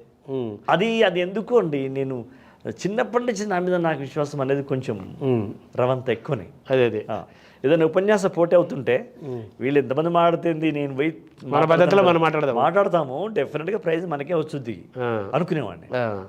6వ తరగతి నుంచి డిగ్రీ దాకా ఉపన్యాస పోటీల్లో నేను ఉన్న దాంట్లో ఎప్పుడు నాకే వచ్చింది. అదే అట్లా మీకు మీ ఆత్మవిశ్వాసము పెరిగిన నేపథ్యము ఇంటి వాతావరణం ఉద్యోగాన్ని వదిలేయాలని ఎప్పుడు అనుకున్నారు కరెక్ట్గా? ఏ సినిమా టైంలో అనుకున్నారు? రాములమ్మ విడుదలైన తర్వాత అప్పటికే 2 సంవత్సరాలు గడిచిపోయాయి. ఎందుకంటే 94లో నా మొదటి పాట రికార్డ్ అయింది, 97లో రాములమ్మ వచ్చింది. ఈ 3 సంవత్సరాలు నాది కొంచెం దాన్ని ఏమంటారు ఒడిదొడుకులుగా ఉన్నటువంటి అప్ అండ్ డౌన్సే ఉన్నాయి. ఎప్పుడైతే రాములమ్మ వచ్చి పెద్ద హిట్ అయిందో అప్పుడు దాసరి గారు అన్నారు, నువ్వు ఏదో ఒకటి తెలుసుకోవాలరా, ఇంకా నువ్వు అనవసరంగా భయపడబాకు, మేమందరం ఉన్నాం కదా, నీకు బాగుంటుంది, నువ్వు వచ్చేసే, ఇంకా నువ్వు అటుపోతే నిన్ను పిలవడము, నువ్వు అక్కడి నుంచి ఇక్కడికి రావడం, మళ్ళీ ఇక్కడి నుంచి మద్రాసు రావడం, ఇదంత ఇబ్బంది అవుతుంది కదా, తెలుసుకోసారి అన్నాడు. ఇంకా అప్పుడు నేను ఇంట్లో మా ఆవిడను పిల్లల్ని కూర్చోబెట్టేసేసి ఒక చిన్న సమావేశం చేసి మా అమ్మను కూడా కూర్చోబెట్టి వాళ్ళందరూ అనుమతి వెళ్ళు, ఏం కాదు నేను చూసుకుంటాను అన్న తర్వాత ఐ కెమ్ బ్యాక్. అంటే లాంగ్ లీవ్ పెట్టారా? లెఫ్ట్ మై జాబ్ అంతే. ఇక లాంగ్ లీవ్ అనండి, రాజీనామా అనండి, ఏమన్నాను అదే మొత్తానికి వదిలేసి రాజీనామా అనకుండా ఒక లాంగ్ లీవ్ పెట్టేసాం అంతే. తర్వాత చూద్దాం ఒక కారణం వెనకెళ్ళే పరిస్థితి, వెనక చూసే పరిస్థితి రాలేదు. ఇక అది అప్పుడున్న మీ ఆర్థిక పరంగా మీకు ధైర్యం ఉంది అప్పుడు? అంటే ఆర్థిక పరంగా అస్సలు ధైర్యం లేదు. ఎందుకంటే నేను సినిమాలకు వచ్చినప్పుడు 300 రూపాయలు తీసుకొని వచ్చాను నేను హైదరాబాద్కి వచ్చి, అదే అంతే. అయితే మా ఆవిడకి మిషన్ కుట్టొస్తుంది, బీడీలు చేయొస్తుంది. అయితే ఆవిడ ఇచ్చిన ధైర్యం ఏంటంటే, నువ్వు ఎన్నాళ్ళు ప్రయత్నం చేస్తావో చేసుకో, ఏడాదో 2 నెలలు 6 నెలలు చేస్తావు కదా, చేసుకో, నేను ఇక్కడ పిల్లల్ని నేను చూసుకుంటాను, నాకు ఈ 2 పనులు వస్తాయి, ఏదో పని చేసి నీ పిల్లల్ని నేను చూసుకుంటాను, నువ్వు వెళ్ళిపో అని చెప్పి ఆమె ఇచ్చిన సపోర్ట్ మామూలు సపోర్ట్ తల్లిదండ్రులాగానే. మా అమ్మ కూడా, లేదు బిడ్డ, నువ్వు ఏదన్నా అనుకుంటే అవుతుంది నాయన, నువ్వు పని మొదలు పెట్టరా, సగమైనట్టే అన్నది. అంటే మీ ప్రయాణాన్ని, మీ గెలుపుని మీ ఫాదర్ చూసారా? ఫాదర్ చనిపోయారు సార్. ఫాదర్కి అసలు నా సినిమా ఎంట్రీ కూడా తెలియదు. ఆయన ఎప్పుడు చాలా కాలం 82లో చనిపోయాడు. అబ్బో 93లో నా, అవును 10 ఏళ్ల ముందే, 11 ఏళ్ల ముందే. అమ్మ ఎంజాయ్ చేసి, అమ్మ నా నేషన్ ఎంజాయ్ చేసింది, నేను ఇల్లు కట్టుకోవడం, నేను కారు కొనుక్కోవడం, నాకు అవార్డు రావడం, పెద్దవాడు అబ్దుల్ కలాంతో అవార్డు తీసుకుని, ఇవన్నీ అమ్మ మీ నాన్న లేదు కానీ నేను చెప్పిండ్రా నువ్వు చాలా మంచిగా ఉంటావు అని చెప్పిన మీ నాన్నకు అని చెప్తుంటే. అంటే మీ ఆత్మవిశ్వాసము, మీ కుటుంబ నేపథ్యమే మిమ్మల్ని పరిశ్రమలో నిలబెట్టింది ఇప్పటిదాకా. ఇప్పుడు మనకు ఠాగూర్కి సినిమాకి నేషనల్ అవార్డు వచ్చి 27 ఏళ్ళ సందర్భంగా మనం ఈ ప్రత్యేక ఇంటర్వ్యూ చేస్తున్నాం కాబట్టి ఆ పాట పుట్టిన నేపథ్యం ఒకసారి మళ్ళీ గుర్తు చేసుకుందాం సార్. అది ఎప్పుడు మధురమే కదా. చాలా అంటే ముందు శ్రీశ్రీ మాటలు కదా అవి, నేను సైతం అనేది శ్రీశ్రీ మాటల తర్వాత వచ్చినాయి సార్. వివి వినాయక్ గారు పిలిపించి, మణిశర్మ గారు పిలిపించి ఆ సన్నివేశం చెప్పినాడు. లక్షలాది మంది ఆయన కోసం, ఆయనకు ఉరిదీస్తారు అనగానే లక్షలాది మంది వద్దు అని చెప్పేసి ఎటు చూసినా జనమే ముఖ్యమంత్రి మీదకి, ప్రభుత్వం మీద వాళ్ళు నిరసన తెలియజేస్తుంటారు. ఆ సందర్భంలో ఈ పాట రావాలి, అది అగ్ని కణంలాగా రగిలించాలి ఆ పాట అన్నట్టుగా, అదే రగిలింది విప్లవాగ్ని ఈ రోజు అన్నట్టుగా బాగా రావాలని చెప్పాడు. అప్పుడు నేను రాసి, అప్పుడు మణిగారు ఏమన్నారంటే, మణిశర్మ గారు, ట్యూన్ ఇవ్వను నేను, నువ్వు ఏదో పాడి వినిపిస్తావుగా, అట్లా చేయి అన్నాడు. అట్లా అదొక పెద్ద స్వేచ్ఛ కదా. అప్పుడు అగ్నినే, ఇది పల్లవి ఫస్ట్, అగ్ని నేత్రమహోగ్రజ్వాల దాచినావో రుద్రుడ, అగ్ని శిఖలను గుండెలోన అణచినావో సూర్యుడ. ఇలా నేను పాట మొత్తం రాశాను. చాలా బాగుంది అనుకున్నారు. చిరంజీవి గారు పిలిచారు, పిలిచినాక వినిపిన్నారు. ఆయన కూడా, చూడశోక్ నాకు ఎట్లా గుస్పంప్స్ వస్తున్నాయో, అద్భుతంగా ఉంది పాట. అయితే నాకు శ్రీశ్రీ వాక్యాలు వాడుకోవాలని ఉంది నాకు. అతపూర్వము రుద్రవీణను కూడా వాడుకున్నాను నేను, సీతారాం శాస్త్రి గారు రాశారు. దీనికి కూడా మనం వాడుకోవాలి అన్నప్పుడు ఏముంది సార్, దీని ముందలది పెడదామండి, పల్లవిని చరణం చేద్దాము, అది పల్లవిగా పెట్టుకుందాం సార్, మీకు ఎక్కడ జరుకు రాదు చూడండి అని చెప్పి పాట వినిపించిన. అరే బాగుంది అన్నారు, అట్లా రికార్డ్ చేస్తారు. అది అప్పుడు ఎలా జరిగింది సార్ రెండింటి మధ్య? నేను సైతం దగ్గర నుంచి ఇప్పుడు నేను సైతం ప్రపంచాగ్నికి అనేది నాకు కావాలి అన్నారు ఆయన. ఆ మాట కావాలి, ఆ వాక్యం శ్రీశ్రీ పెట్టుకోవాలన్నాడు. అది దాన్ని మనం ఎట్లా యాడ్ చేస్తాము అని అన్నాడు. నేను అన్నా సార్, ఇప్పుడు మనం ఏదైతే పల్లవి అనుకుంటున్నామో దీన్ని చరణం చేద్దాం, ఇది చరణంగా మార్చుకుందాం, అది తీసుకొచ్చి యాజ్ ఇట్ ఈస్గా దాన్ని ముందర పెట్టేద్దాం, పల్లవి అవుతుంది, చరణం అవుతుంది సార్. ఇక్కడ కూడా అగ్ని ఉంది, అక్కడ అగ్ని ఉంది, అలా కంటిన్యూ అయిపోయింది. ఓహో. ఆ ట్యూను ట్యూన్ మళ్ళీ తర్వాత నేను ఇప్పుడు మీకు వినిపించినట్టే వినిపించాను నేను, ఎవరికి మణి గారికి కానీ చిరంజీవి గారికి కానీ. కానీ దాన్ని ఇంప్రవైజ్ చేశాడు. నేను బాగా సైతం పెద్ద అది కదా సార్. అది నేషనల్ అవార్డు వస్తుందని మీరు అప్పుడు ఊహించారు అసలు? రాసినప్పుడు ఊహించలేదు సార్. రాసినప్పుడు ఎవరు ఊహిస్తాం సార్? అదే అసలే ఊహించలేదు. పాట ఓకే అయితే చాలు, చిరంజీవి గారిని రాస్తున్నాము, హ్యాపీ, మంచి సినిమా, ట్యాగూర్ సినిమా అనేది అనుకున్నాము. బట్ అది కేబీ తిలక్ గారును ఎన్కౌంటర్ డైరెక్టర్ శంకర్ అన్న ఇద్దరు ఆ సంవత్సరం జ్యూరీలో ఉన్నారు తెలుగు. కాబట్టి తిలక్ గారును శంకర్ అన్న బాగా ఫైట్. పాత ఆయన తిలక్ గారు అంటే పాత ఆయన కేబీ తిలక్ గారు వాళ్ళిద్దరూ బాగా ఫైట్ చేశారు అక్కడ. అక్కడ బెంగాలీ గీతం, హిందీ గీతము, తమిళ గీతము అడ్డొచ్చింది, పోటీ నిలిచాయి. ఆ టైంలో ఇప్పుడు ఈ లైన్స్ మీ దాంట్లో ఉన్నాయా? ఇంత అద్భుతమైనటువంటి ఒక దేశానికి సందేశానికి సంబంధించింది కదా ఇది. ఇప్పుడు మన్నం వీరుడు రామరాజు ధనుష్టంకారానివా, భగత్ సింగ్ కడసారి పలికిన ఇంకిలాబ్ శబ్దానివా, ఇది అద్భుతమైన ఫైనల్ పవర్ కదా. అది ఫైట్ బాగా చేసి ఆయన ఒప్పించేసి దాన్ని చేసినారు. జైపాల్ రెడ్డి గారే హ్యాండ్ ఉంది సార్ అందులో. అప్పుడైతే ఆయన సాంస్కృతిక శాఖ మినిస్టర్గా ఉన్నారు, ఆయన ఉన్నారు. బట్ ఆయన టచ్లో లేదు. బట్ ఇది వీళ్ళే మెంబర్స్ జ్యూరీ కమిటీ మెంబర్లో వీళ్ళిద్దరు ఉన్నారు. అదే వీళ్ళిద్దరు యొక్క ఇన్ఫ్లుయెన్స్ ఉంది. ఇన్ఫ్లుయెన్స్ ఈ పాట ఎంత గొప్పగా ఉందని చెప్పారు అని వాళ్ళతో డిస్కస్ చేశారు, డిబేట్ చేశారు. అదే చర్చ జరిగింది. పట్టు వదలలా తిలక్ గారు. తర్వాత చెప్పాడు ఆయన ఇలా జరిగింది అని. అంటే ఈ పాటలో క్రెడిట్ సగం చిరంజీవికి ఇవ్వాలి. కగలేదు సార్, మొత్తం ఆయనకి ఇవ్వాలి. ఆయన భుజాల మీద మోసాడు అది. అంటే సినిమా పాట ఏదైనా గారు, సినిమా పాట ఏదైనా అది మామూలు అదే సినిమాలో నేను గప్పు చిప్పు గంతులు ఇప్పుడు నీ కప్పులోన పూలు పెట్టే రోజులు ఎప్పుడు అని కూడా రాసాం. ఏ పాట రాసినా కూడా సంగీత దర్శకుడు, కాగితం మీద 25% పాట, సంగీత దర్శకుడు, గాయకుడు, నటుడు, సినిమా దర్శకుడు, ప్రజలు, స్క్రీన్ ప్రెజెన్స్, అది లేకుండా అంటే ఆ సమష్టి కృషి లేకుండా పాటకు ఆ స్థాయి రావడం అంటే ఒక్కరే ఇక్కడ బాధ్యులు కానే కాదు. కాబట్టి అక్కడ టీం వర్క్. చిరంజీవి గారు, వివి వినాయక్ గారు, మణి శర్మ గారు, మరి బాలు గారు. ఆ పాట తెలుగు భాషేతర గాయకులు పాడితే పవర్ఫుల్ వాయిస్ అయి ఉండాలి కదా. అది చేస్తే ఎలా ఉంటుంది? వచ్చేదా?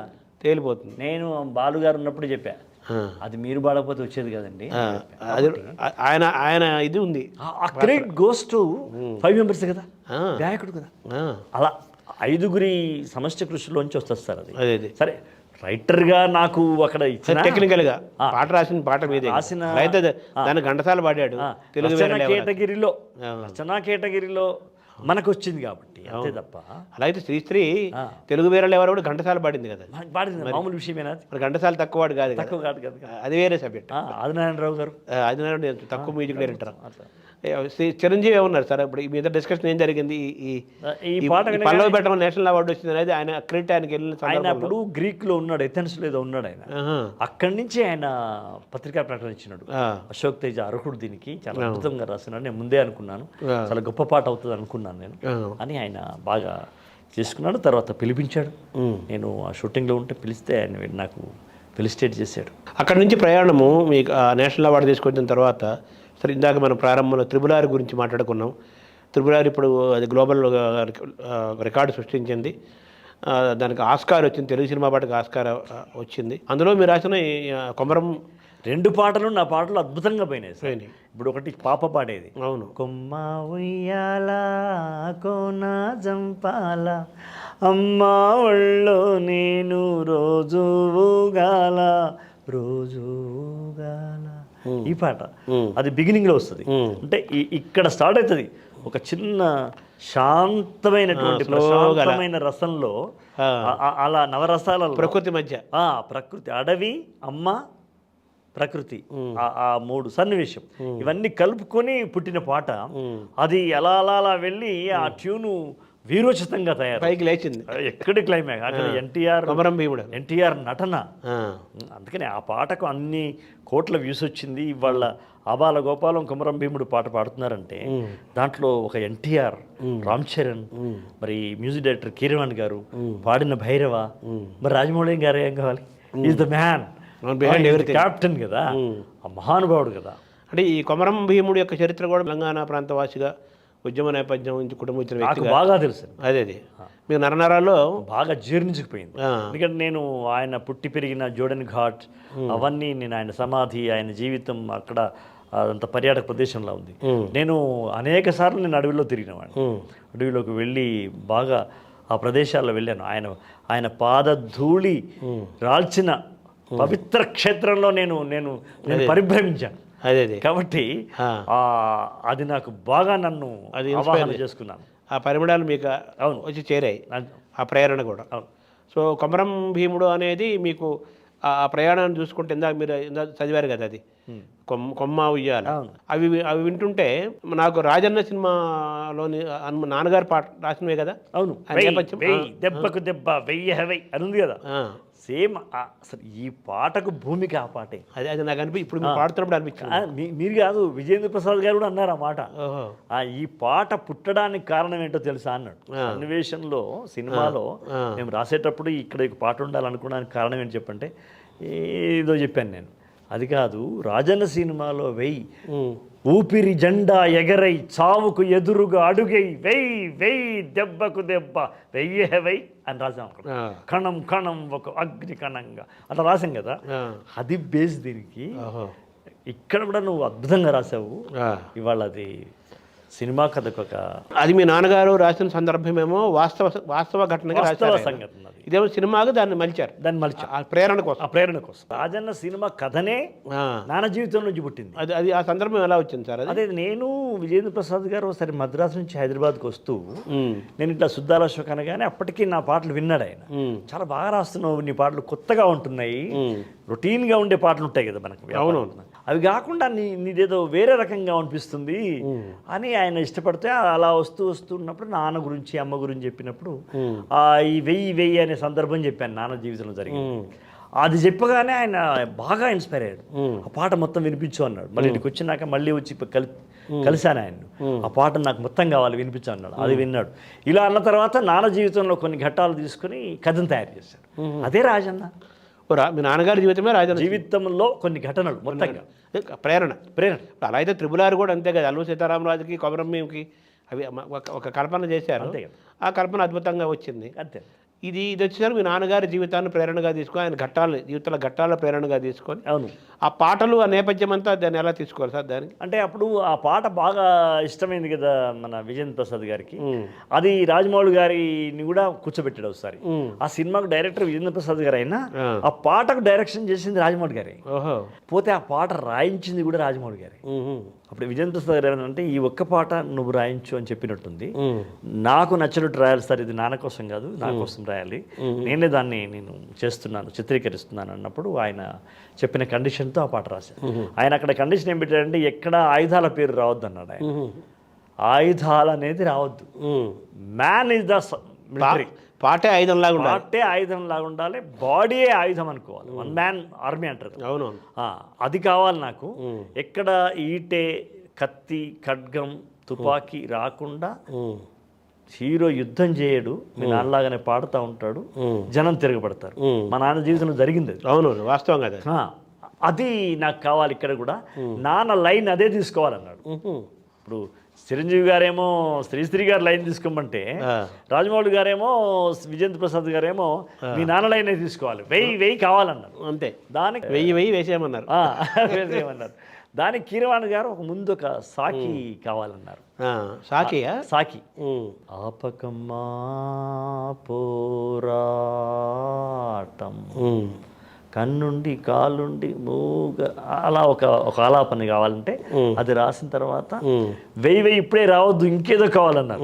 అప్పుడు ఊపిరి జెండా ఎగరై చావుకు ఎదురుగా అడుగై వెయ్యి దెబ్బకు దెబ్బ వెయ్యి మొత్తం పైకి లేచి పేలిపోయింది. అయ్యో. తర్వాత మీలో కథకుడు కూడా ఉన్నాడు కదా, ఉన్నాడా లేడా? ఉన్నాడు.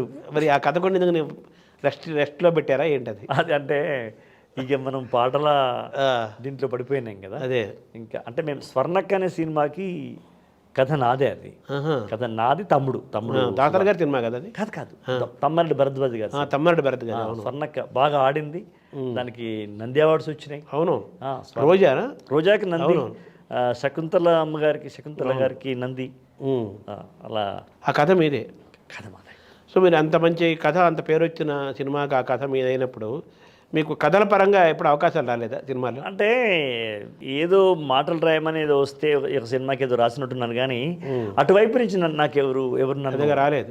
అంటే స్వర్ణకి హిట్ కూడా అయింది కదా అయినా కూడా రాలేదు. అంటే పర్చూర్ బ్రదర్స్ ఉన్నారు, సుద్దాల బ్రదర్స్ అవుదాం అనుకున్నాం.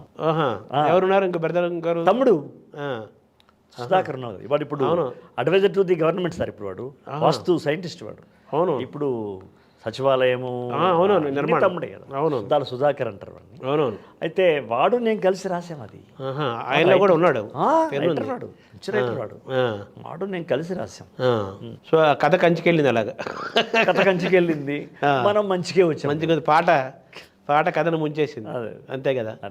అప్పుడు నాన్నగారి యొక్క సాహిత్యాన్ని కూడా మీరు అదంతా అది ఎక్స్టంపు రాసుగా చెప్పింది కదా, అంతే కదా. రాసినవి కాదు కదా అవన్నీ. అంతకుపూర్వం నాన్న చనిపోయిన తర్వాత రాసిన తర్వాత నాన్నకు చదువచ్చు కదా. నాన్న వాక్య చెప్పి మరి రాసుకునేవాడు. కానీ అట్లా కొన్ని వందల పాటలు ఎటు కాకుండా పోయినాయి. దొరికిన మటుకు నేను పుస్తకంగా అచ్చువేశాను. 1910లో పుట్టాడు ఆయన.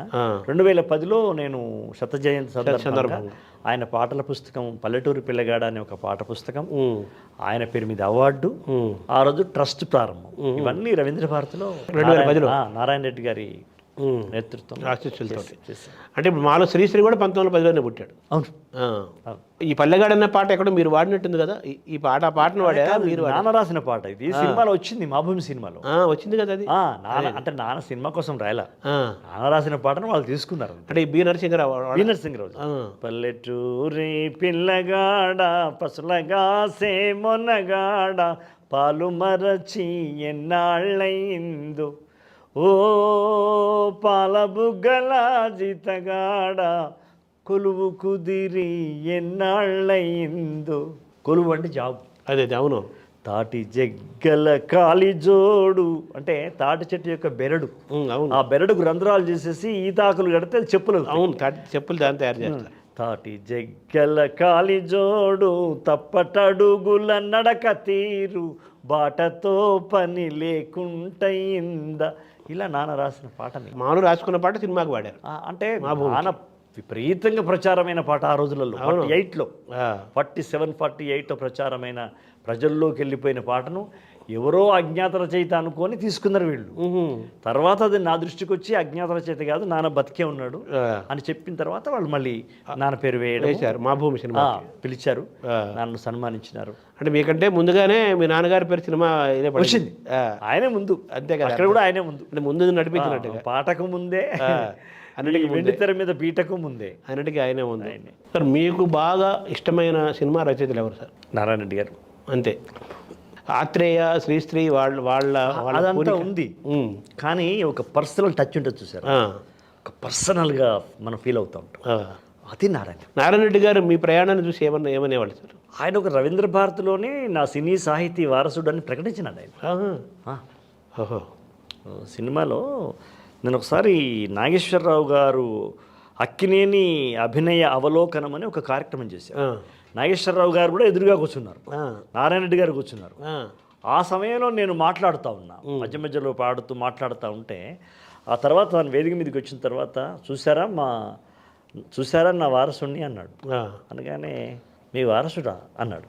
నా సినీ సాహితీ వారసుడు అనౌన్స్ చేశాడు. అనౌన్స్ చేశారు. తర్వాత మీరు మామూలుగా మీరు ఉపాధ్యాయులుగా ఉన్నారు, పాఠాలు చెప్పారు కొంతమందికి. పాటలతో పాటు పాఠాలు కూడా మీ జీవితంలో ఉన్నాయి. తల్లిదండ్రుల నుంచి, తాత ముత్తాత నుంచి, అమ్మ వైపు, నాన్న వైపు నుంచి కళారూపాలను మీరు ఇంట్లో ఒంట్లో కళ ఉంది. అయితే మీరు ప్రాచీన సాహిత్యాన్ని, ఆధునిక సాహిత్యాన్ని కూడా మీరు ఇష్టంతో చదువుకున్నారు బాగా. వాటి ప్రభావము, అవి మీకు ఏ విధంగా ఉపయోగపడ్డాయి సార్? చాలా ఉపయోగపడ్డాయి. అంటే ఇప్పుడు మనము సినిమా పాట అనగానే చాలామందికి ఏంటంటే వీళ్ళు ఏమి విద్య చదివి ఉంటారులే, ఇదేదో ద్వితీయ శ్రేణి సాహిత్యం కిందికి వస్తుందని అన్నట్టుగా మాట్లాడతారు. కానీ అది సీతారామ శాస్త్రి గారు అయితే దాన్ని చాలా చాలా తీవ్రంగా ఖండించేవాడు. సినిమా కవి, ఇంకో కవి అని ఉండరయ్యా, కవి అనేది ఒకడే ఉంటాడు, వాడు సినిమాకి రాస్తాడు, దేనికైనా రాస్తాడు కవి అని చెప్పేవాడు. అయితే నా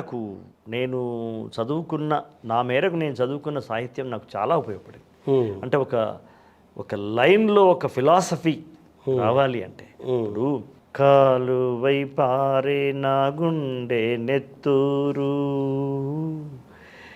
నేలమ్మ నుదుట పొట్టయితుంది చూడు అమ్మ కాళ్లకు పారాణైతుంది చూడు తల్లి పెదవుల నవ్వై మెరిసింది చూడు కుమురం భీముడో కుమురం భీముడో పుడమి తల్లికి జనమా అరణమిస్తివీరు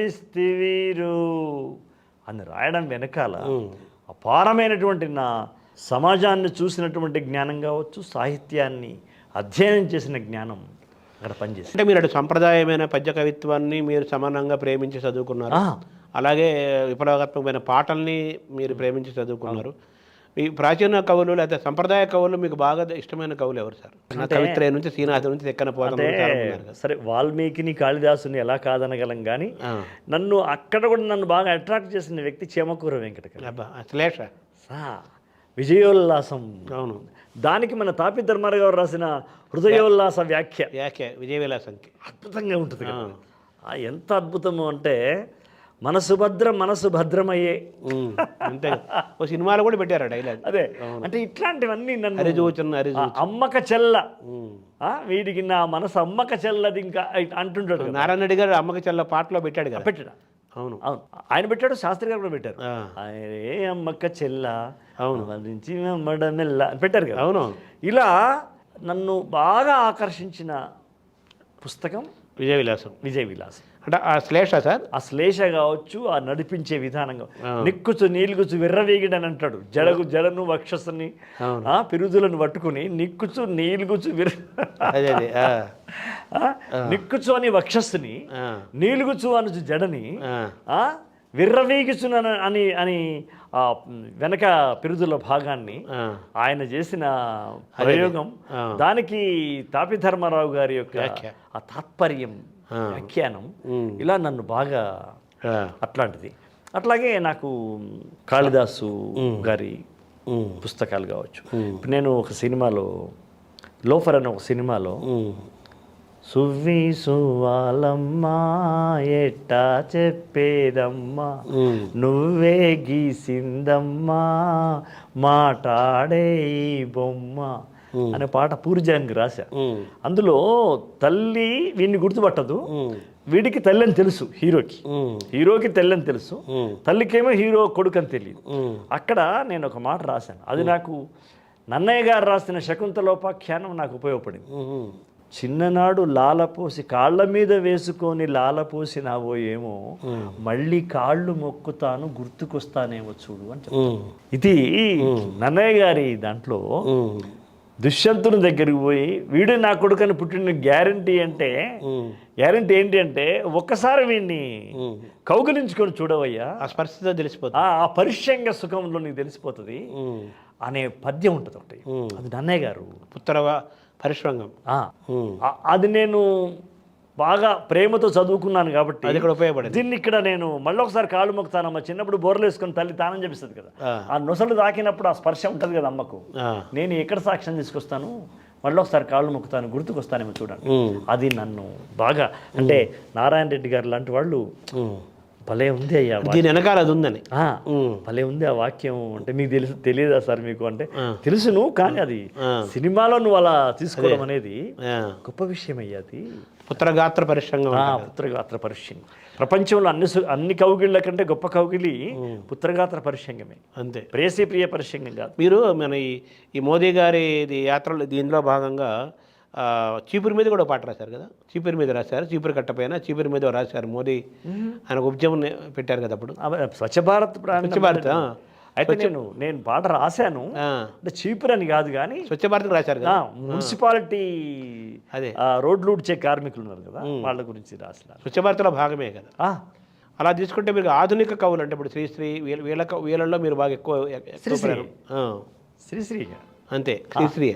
ఎందుకంటే నాన్నకు బాగా శ్రీశ్రీ ఇష్టము, నాకు కూడా ఆ ప్రేరణ లేకపోతే నేను ఇన్ని విప్లవ సినిమాల్లో ఇంత బాగా రాయడం అనేది కుదరదు. అది ఆ పదాలు. అలాగే మీకు పోతన శ్రీనాథుడు వాళ్ళ యొక్క ఇది ఎలా అనిపిస్తుంది సార్ మీకు? బాగా ఇష్టం అనిపిస్తుంది. ఆ శ్రీనాథుల్లో ఉండేటువంటి ఆ సాంస్కృతిక పద సమాస ఉంటుంది చూసారా, చాలనం, ఆ గంభీరం, అదేదో ఖడ్గ విన్యాసం లాగా అక్షర ఖడ్గ విన్యాసం ఉంటుంది చూసారా, అవి పోతన గారి యొక్క ఆ శుతిమెత్తని అలా మందార మకరంద మాధుర్యం అలా వెళ్ళిపోతుంటారు కదా, ఇవన్నీ నాకు బాగా ఎంజాయ్ చేశాను నేను. ఈ సంపద అంతా మీకు ఉపయోగపడింది కదా, ఈ పద సంపద చాలా. తర్వాత మీలో సరే కథకుడు ఉన్నాడు, మిగతా రచయితలకి నన్ను వేరుపరిచినటువంటి ముద్ర కూడా నారాయణ రెడ్డి గారు కూడా బాగా చదువుకున్న వ్యక్తి కదా, ఆయన పేరు కూడా ఈ సంస్కారం ఉంటుంది కదా. అది కదా, అది ఆ సంస్కారం మనకు కూడా ఉంటుంది కదా. అదే అప్పుడు ఆయన ఆ నేపథ్యం, అప్పుడు ఆడవే మయూర్ అనే పాటలో ఆయన హిమగిరీంద్ర శిఖరాగ్ర తాండవ ప్రమదగణము కనిపించగా అని రాయడంలో వినీల కచబర విలాస మందిర వినీల కచబర విలాస బంధుర తనూలతిక చంచలించిపోగా అది రాయడంలో ఆయనకు ఆ పాత స్పర్శ శ్రీరాజులు ఉన్నారు ఉంది కదా. కాబట్టి అది మనకు కూడా అంత కాకుండా పరిమళం అబ్బింది ఉంటుంది కదా, అంటుకున్నది. తర్వాత మీలో సరే కథకుడు ఉన్నాడు, రచయితగా మీరు ఆల్రెడీ నేషనల్ అవార్డు తీసుకొచ్చారు, అద్భుతమైన పాటలు రాస్తున్నారు, గొప్ప ప్రయాణం, మీరు సక్సెస్ అయ్యారు. సరే మీలో సంగీతం ఉన్నాడు, సంగీతం కూడా ఉంది కదా, మీరు ఏదన్నా సంగీతం చేసే అవకాశం ఉందా? సంగీతం సినిమాలకు చేసే సంగీతం ఏమి లేదు, కానీ నేను అనుకున్న ట్యూన్లు సినిమాల్లో చాలా పాటలుగా వచ్చాయి. అది అందరికీ తెలిసిన విషయం. నారాయణ రెడ్డి గారు కూడా అలాగే వచ్చేవి. ఆయన పాటలు కేవి మహాదేవన్ గారు వాళ్ళ సంభాషణలో యాజిటేజ్గా ఈయన మీలాగే పాడి వినిపించేవారు. నేను పాడి వినిపించేవాడిని, ఆయన పాడి వినిపిస్తాడు. అది బాగా అనిపిస్తే దాన్ని కొంచెం అటు ఇటు చిన్న మార్చేసేసి చేసేసారు. సరే మీ సాహిత్యం అంతా గ్రంథస్థమైందా సార్? దాదాపుగా ఏదో చెప్పబోతున్నారు నారాయణ రెడ్డి గారు. నారాయణ రెడ్డి గారిది తోటలో నారాజు తొంగి చూసినాడు పాట చేసేటప్పుడు ఆయన కొంచెం స్పీడ్గా చేసినాడట మహాదేవన్ గారు, తోటలో నారాజు అని. అప్పుడు అలా కాదేమో, టెంపో స్పీడ్ అయింది, అలా కాదేమో అంటే మరి ఎలా అనుకున్నారు అని పుహళేంద్ర గారు అడిగితే, తోటలో నారాజు తొంగి చూసెను నాడు, అరే బాగుంది ఇది అని అక్కడ డైరెక్టర్ వాళ్ళందరూ అనుకోవడంలో అలా చాలా పాటలు ఆయనవి. అదే ఆయన చాలా పాటలు చలపతిరావు గారితో కూర్చుంటే ఇద్దరి మధ్యన కాంబినేషన్, ఇతను స్వరాలు చెప్పడం, అతను అక్షరాలు చెప్పడం జరిగేది, రెండు స్వరమే. తర్వాత మీ వారసులు ఎవరైనా వస్తున్నారా? ఎలాగ? లేదు ఇంతవరకు అయితే మా పిల్లలు ఎవరు కవిత్వం కానీ పొయిట్రీ కానీ రాస్తుంది. ఏదో నా కూతురు సంగీత పాఠాలు చెబుతుంది సోషల్ అంటే ఆన్లైన్లో, సంగీతం నేర్చుకుంది, పాస్ అయింది. ఆమె ఇప్పుడు పంతులమ్మలాగా కొన్ని మ్యూజిక్ టీచర్ అమెరికా పిల్లలు అంటే ఆన్లైన్లో జూమ్లో చెప్తా ఉంటుంది. మా పెద్ద బాబు కొంచెం పోయిటరీ రాసేవాడు, కానీ వాడు ఇంజనీరింగ్ వైపు వెళ్ళిపోయినాడు, ఇక అది అయిపోయింది. మా చిన్నోడికి కూడా ఈ స్పర్శ ఉంటుంది, వాడు గ్రాఫీలో ఉన్నాడు ఇప్పుడు. వాడు ఏదన్నా యాడ్స్ ఉంటాయి కదా, అక్కడ వాడు యూనివర్సిటీలో పనిచేస్తాడు, ఆ యాడ్స్ రాసేటప్పుడు ఒక క్రియేటివిటీ అనేది వాళ్ళ లోపల ఉంది, కానీ అదే వాళ్ళ వృత్తి కాలేదు. అదే నాలాగా లోపల ఉంది, కానీ మీదే మీకు పని పాట రెండు ఒకటే, మీకు పాటే పని, మీకు పాటే పని, అదే పాట. ఆడుతూ పాడుతూ పని చేసుకుంటే అంటే అన్నట్టు పాడుతూనే పని చేసుకుంటారు. మీ సాహిత్యం అంతా గ్రంథస్థమైందా? అయింది దాదాపుగా. అంటే సినిమా పాటలేమో ఒక 2 పుస్తకాలు వచ్చినాయి, నెమిలి కన్నోడ అని ఒకటి, ఆకుపచ్చ చందమామ అని 2 పుస్తకాలు వచ్చినాయి. తర్వాత నా ప్రత్యేకమైన ఉంటుందిగా శ్రమకావ్యం అని ఒకటి రాశాను. అట్లాగే ఈ మధ్యన వచ్చింది నేను అడవిని మాట్లాడుతున్నాను, అదే మీ కవితా సంకలనం. కవితా సంకలనం అంటే ఒక లాంగ్ పోయిటరీ వచ్చి బుక్స్లో వచ్చేసినాయి సార్. ఇంకొక మంచి విషయం ఏంటంటే కొమరం భీముడు, ఇప్పుడు మీకు ఇస్తాను ఆ పుస్తకం, కొమరం భీముడు అనే పాట మీద పాటను ఉద్దేశించి 25 మంది సినిమాకు చెందని రచయితలు కవులు వ్యాసాలు రాశారు, సంకలనం ఇచ్చారు. ఒక పాట మీద ఒక పుస్తకం రావడం అనేది ఒక చరిత్ర. అది వెండితెరలోనే కాదు, బయట కూడా ఒక పాట మీద పుస్తకం వచ్చినటువంటి దాఖలాలు లేవు నాకు తెలిసిన. కొమరం భీముడి మీద రాశారు, కొమరం భీముడి మీదనే ఒక పుస్తకం వచ్చింది, ఒక పాట మీద. ఓల్గా లాంటి వాళ్ళు దానికి ఏంటి పెట్టారు సార్ పేరు? కొమరం భీముడో పాట కొన్ని మాటలు. సంపాదకి రిలీజ్ అయిపోయింది, రిలీజ్ అయింది సార్. ఓవరాల్గా మీ పాట ఏమిచ్చింది మీకు? మీరు చాలా పాటలు ఇచ్చారు, పాట మీకేమిచ్చింది? పాట నాకు జీవితాన్ని ఇచ్చింది సార్, లైఫ్ని ఇచ్చింది. నాకు జీవితాన్ని ఇచ్చింది, నా పిల్లలకు కూడా జీవితాన్ని ఇచ్చింది. సో మీరు సినిమాను నమ్ముకున్నందుకు, పాటలను నమ్ముకున్నందుకు, ఈ ప్రయాణం చేస్తున్నందుకు మీరు తృప్తిగా ఉన్నారా? చాలా తృప్తిగా ఉన్నా. చాలా తృప్తిగా. సో మీ ఆరోగ్యం కూడా ఇంప్రూవ్ అయినట్టుగా కనిపిస్తుంది నాకు మీ కళ్ళ. చాలా వరకు దానికి కారణం కూడా పాటే. పాట నన్ను మళ్ళీ బతికిస్తోంది, పూర్వ ప్రభని తీసుకొస్తోంది. పాట మిమ్మల్ని బతికిస్తుంది. అంతే కదా. Thank you sir. Thank you. నమస్కారం. అది మనం విన్నాం కదా, సుద్దాల అశ్వత్ తేజ గారు. ఆయన మాట పాట రెండు ఒకటే. ఆయన మాట పాట అవుతుంది, పాట మాట అవుతుంది. ఆత్రేయ గారి లాగా విన్నాము. తెలుగు సినిమాకు నేషనల్ అవార్డు తీసుకుని రావటమే కాకుండా ఒక కథకుడిగా, ఒక సంగీత ఆత్మ కలిగిన వాడిగా తన ప్రయాణాన్ని పాటతోనే ఆయన కొనసాగిస్తున్నారు. పాట తన జీవితమే తన పాట అని ఆయన చెబుతున్నారు. గొప్ప గొప్ప పాటలు, అద్భుతమైన పాటలు వారి కళ నుంచి గళ నుంచి వస్తూనే ఉంటాయి. మరో నేషనల్ అవార్డు వారి దగ్గర నుంచి రావాలని మనం కోరుకుంటూ సెలవు తీసుకుందాం. వచ్చేవారం మరో గొప్ప వ్యక్తితో టాక్ షో నడుపుదాం. నమస్కారం.